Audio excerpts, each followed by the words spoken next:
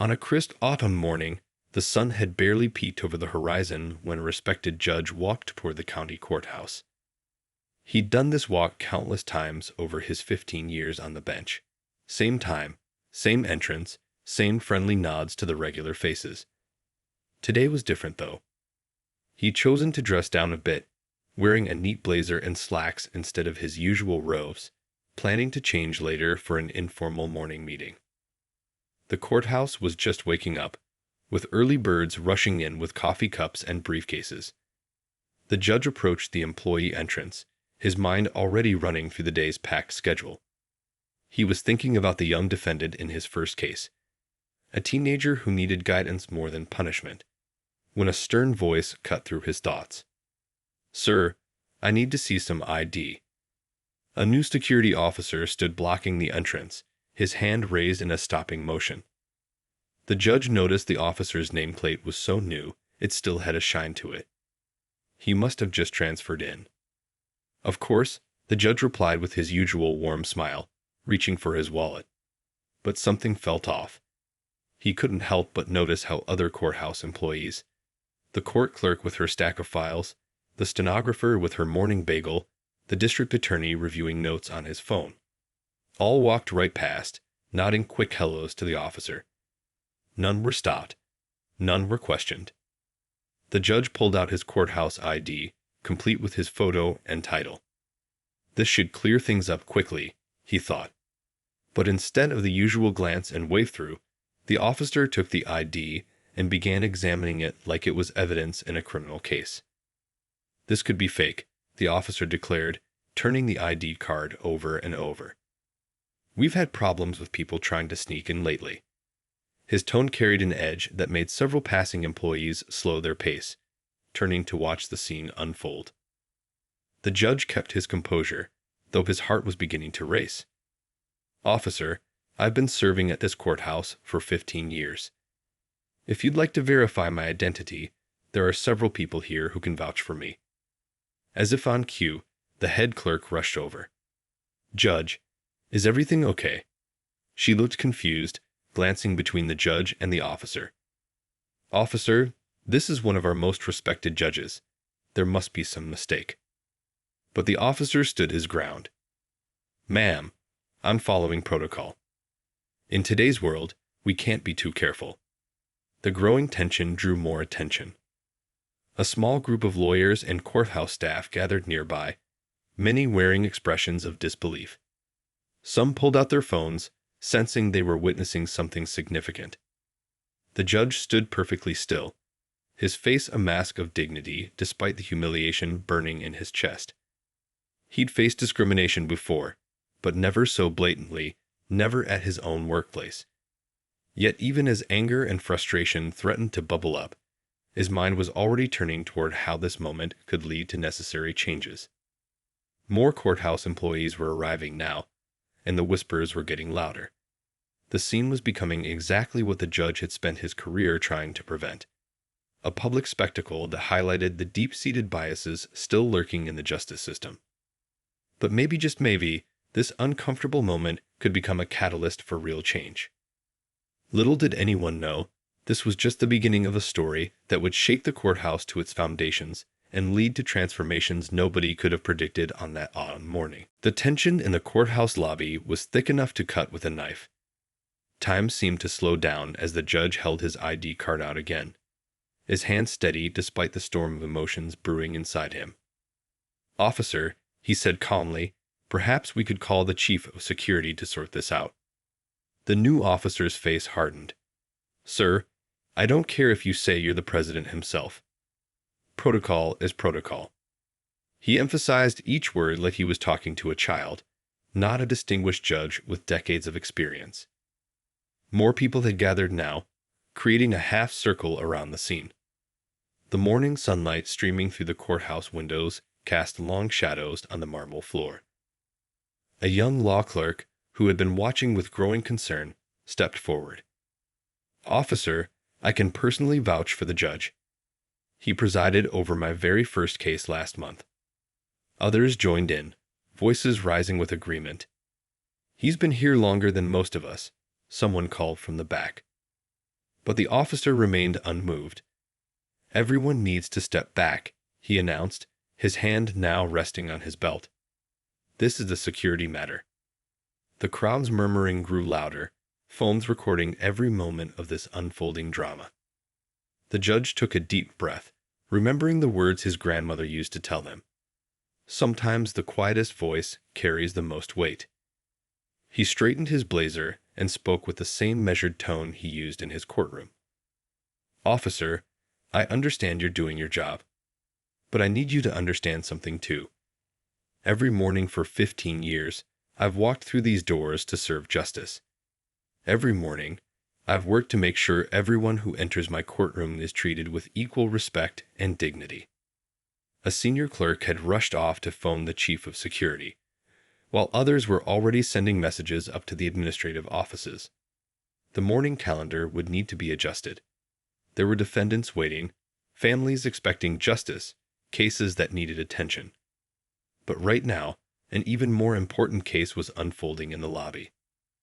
The officer's resolve seemed to waver slightly as more senior staff arrived, but he doubled down. Anyone could buy a nice suit and fake an ID, he insisted, though his voice had lost some of its earlier confidence. "How do I know you're really who you say you are?"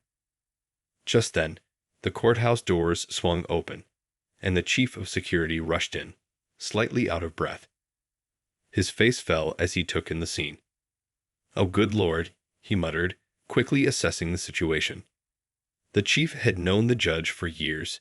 They often chatted about their grandkids during lunch breaks. "What's going on here?" the chief asked, though the scene told him everything he needed to know. The new officer started to explain, but his words sounded hollow even to his own ears. The crowd watched in tense silence as the chief's face grew increasingly concerned. The judge hadn't moved, hadn't raised his voice, hadn't lost his composure. But everyone could see the weight of the moment in his eyes. This wasn't just about one morning or one ID check. This was about something much deeper, something that still lingered in the halls of justice despite all the progress that had been made. As the chief began to apologize profusely, the judge raised his hand gently. "No need for apologies right now," he said, his voice carrying through the now silent lobby. "What we need is a conversation, a real one, about why this happened and how we make sure it never happens again." The morning sun had risen fully now, its light filling the courthouse lobby. What had started as a routine morning had become something else entirely. A moment that would force everyone in that building to face some uncomfortable truths about justice, dignity, and the work still left to do. Word of what happened in the courthouse lobby spread like wildfire. Within an hour, the story had traveled from the basement filing rooms all the way up to the top floor judicial chambers. Court staff walked between offices, speaking in hushed but urgent tones.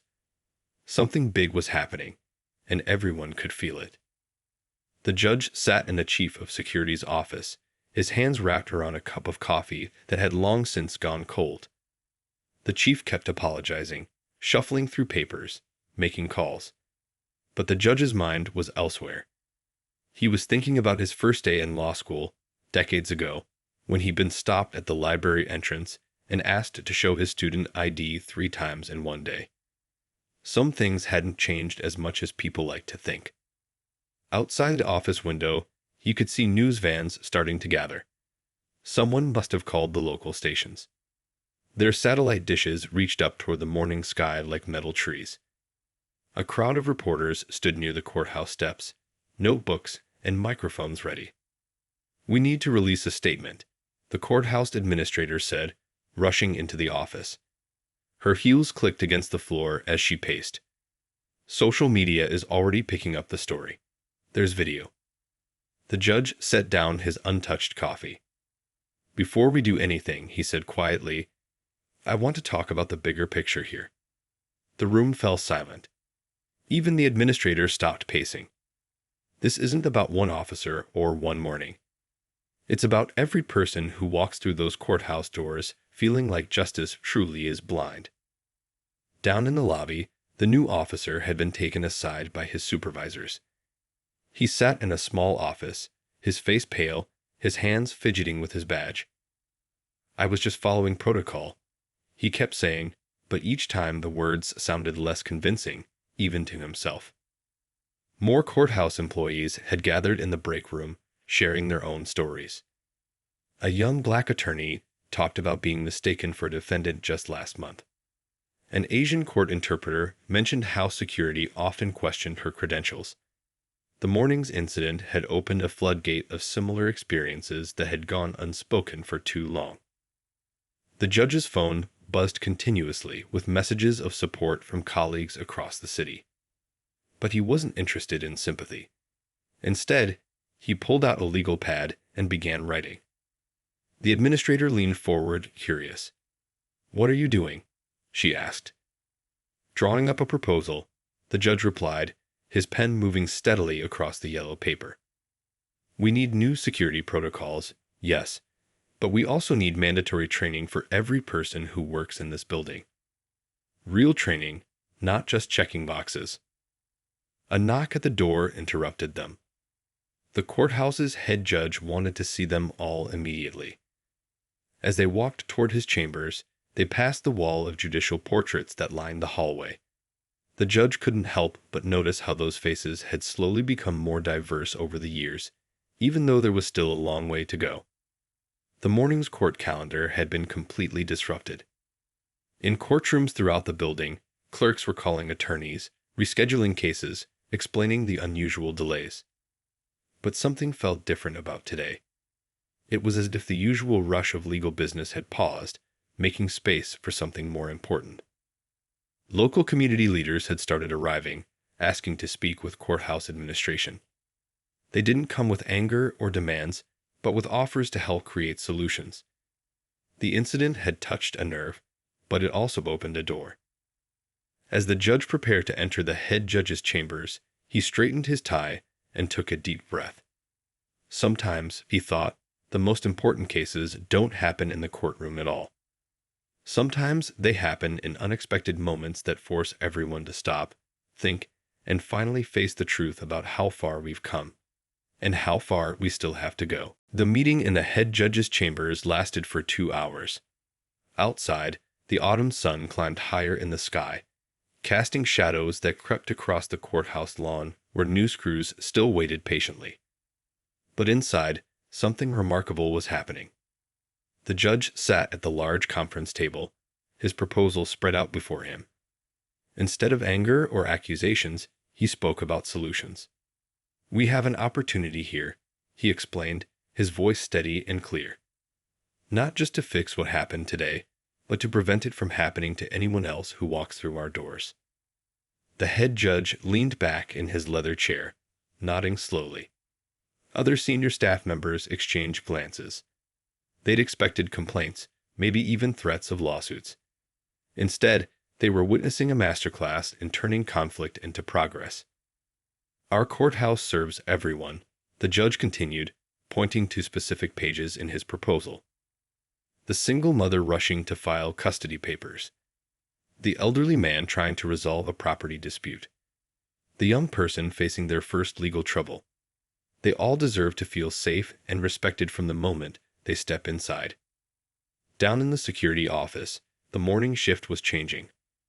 Officers gathered in small groups, talking in low voices about what had happened.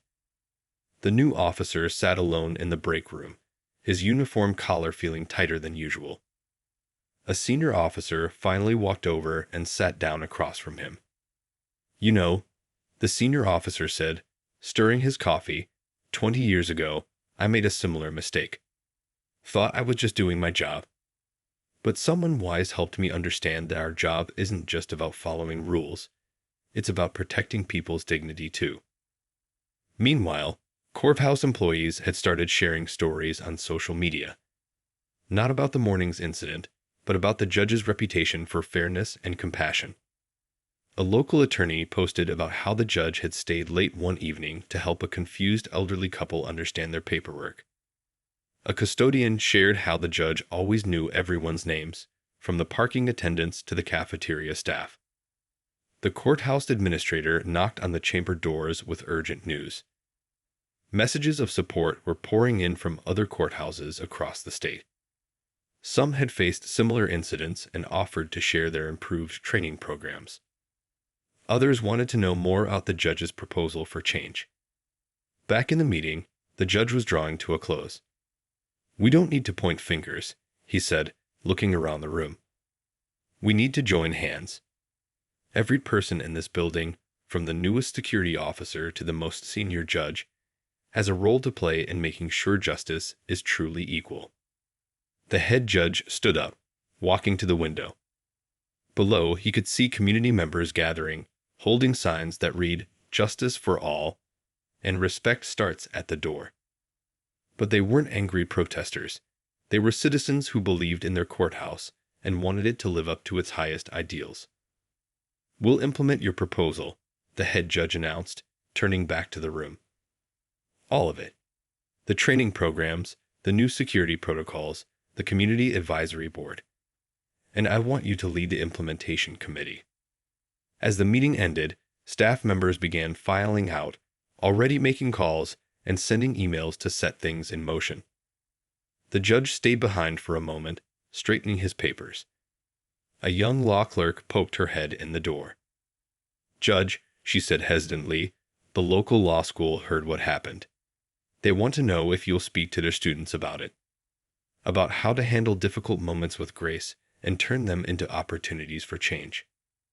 The judge smiled, thinking about all the young minds who would shape tomorrow's justice system. Sometimes the best lessons don't come from textbooks, but from real moments that test our principles and show us who we truly are. As the courthouse investigation began in earnest, surprising truths came to light. The review team discovered a thick folder of incident reports tucked away in a filing cabinet. Complaints that had been filed and forgotten. Voices that had gone unheard. Each page told a similar story. Someone feeling unwelcome, questioned, or treated differently in the halls of justice.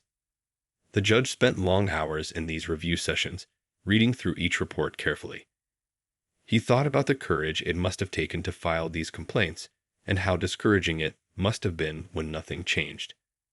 His reading glasses sat low on his nose as he made careful notes, connecting patterns that nobody had bothered to see before.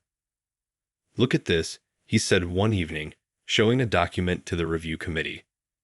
3 years ago, a woman in a wheelchair had to wait 40 minutes for someone to help her through security.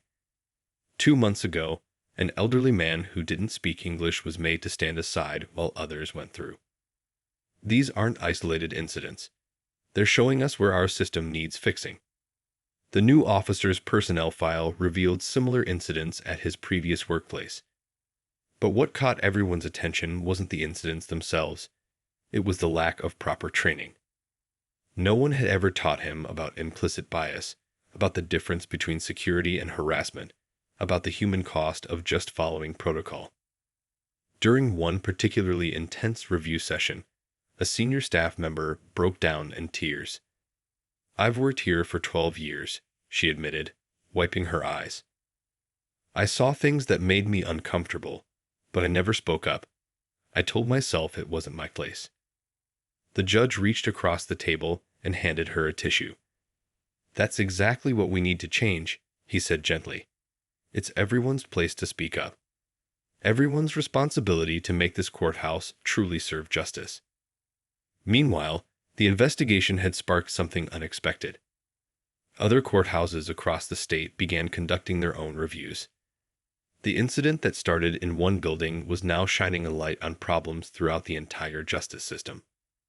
The local bar association organized a town hall meeting to discuss the findings. The courthouse lobby, usually quiet by evening, was filled with voices. Attorneys, community members, court staff, all sharing their experiences and ideas for change.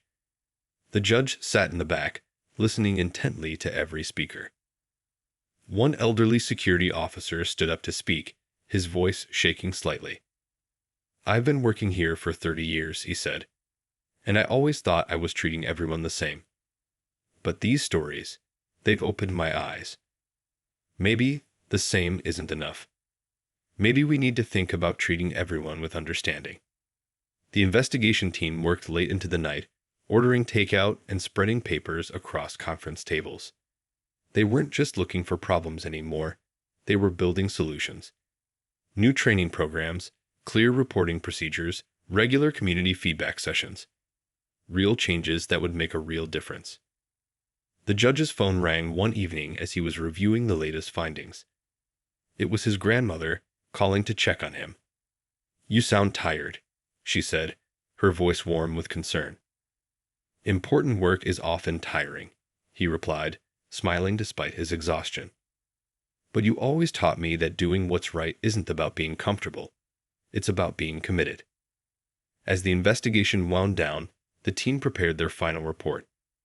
But this wouldn't be another document to gather dust in a filing cabinet. This report would become a roadmap for change, not just for one courthouse, but for many others looking to learn from what happened here. The judge stood at his chamber window, watching the sun set behind the courthouse columns.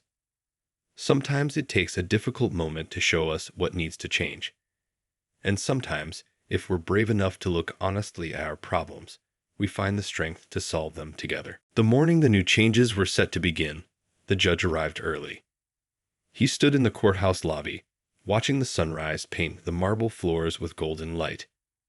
The same spot where everything had started 2 months ago now felt different, full of promise and possibility. The new training program wasn't just another boring presentation with outdated videos and multiple choice tests. Instead, people from the community came to share their stories. A grandmother told how scared she felt trying to navigate the courthouse alone to file paperwork for her grandchildren. A young man described his anxiety about going through security with his prosthetic leg. A woman wearing a hijab explained how it felt to be stared at every time she came to pay a parking ticket. The officer who had stopped the judge that fateful morning sat in the front row during these sessions. His face showed a mix of emotions: shame, understanding, and eventually, determination to do better. During one break, he approached the judge. "I need to apologize," he said, his voice thick with emotion. "Not just for what I did, but for not understanding why it was wrong." The judge listened carefully as the officer continued. "I always thought being fair meant treating everyone exactly the same. Now I understand it means treating everyone with the same respect, while recognizing their different experiences." The courthouse began to change in small but meaningful ways. New signs appeared in multiple languages. Security staff learned basic phrases in sign language. A dedicated help desk was staffed by people trained to assist visitors with special needs. The metal detectors were still there, but now they came with dignity and understanding. During a staff meeting, a young clerk raised her hand. "My mother came to file some papers yesterday," she said, smiling. "She doesn't speak much English, but she called me last night to say how different it felt. How someone took the time to find an interpreter, to explain everything clearly, to make her feel welcome." The judge's proposal had included something unique: a monthly forum where anyone could come share their courthouse experiences, good or bad. At first, people were hesitant to speak up. But gradually, the conversations became more open, more honest. Problems were addressed before they could grow into incidents. One morning, the head of security called an emergency meeting. Everyone feared the worst, but he was grinning. "Yesterday," he announced, "we processed more visitors than ever before, and for the first time in our records, we had 0 complaints. Not one single person felt disrespected or unfairly treated." The local news ran a follow-up story about the changes. They interviewed the judge in his chambers, asking why he hadn't demanded the officer's firing or filed the lawsuit. The judge smiled, remembering his grandmother's wisdom. "You can respond to disrespect with anger," he explained, "or you can respond with education and understanding. One path leads to more division.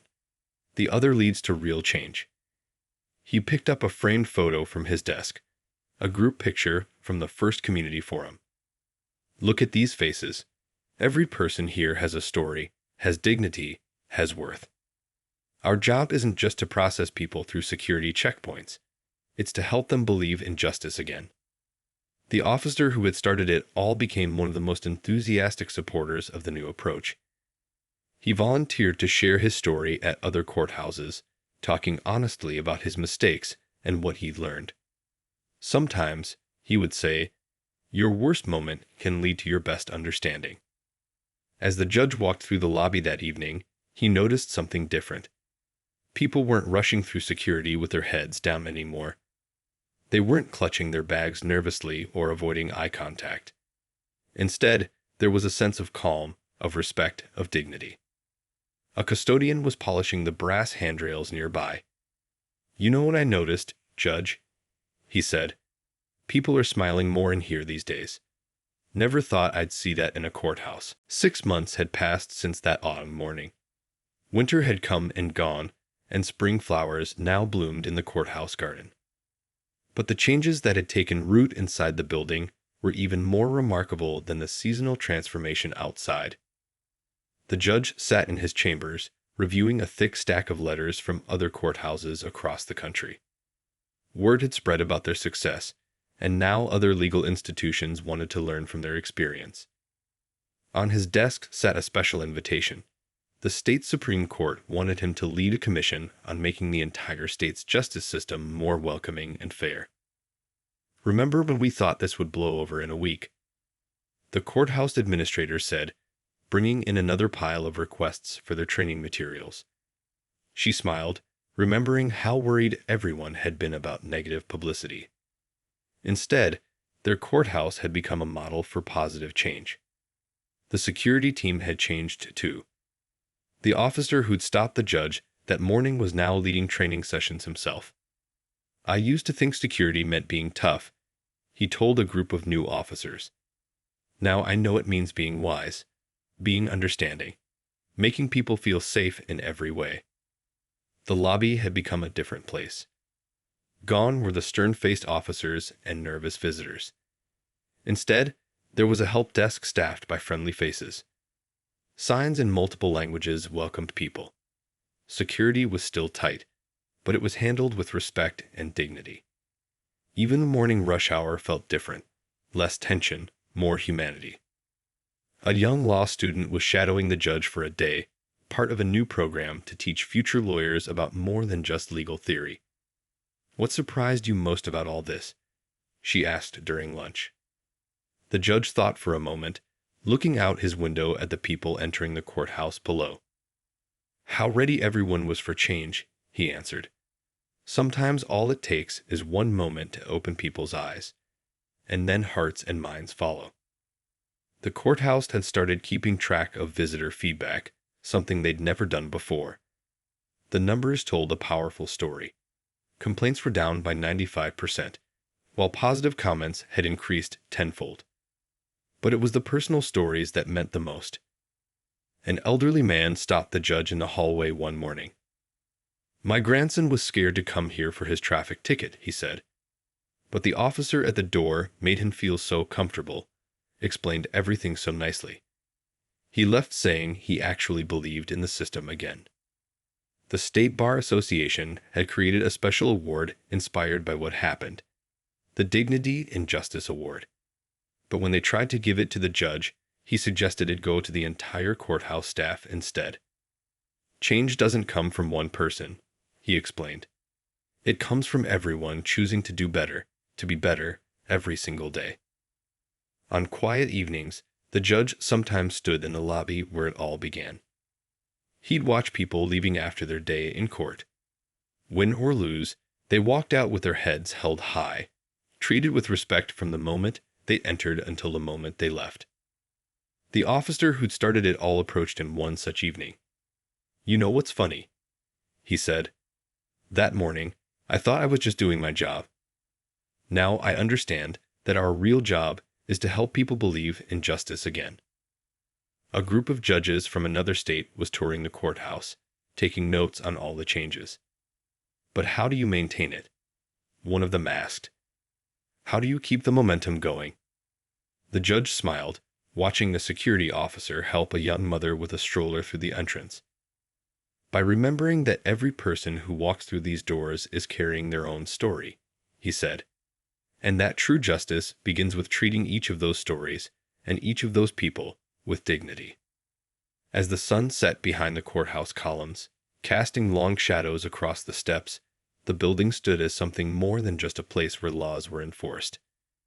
It had become a place where justice and humanity walked hand in hand, where one difficult morning had led to countless better days.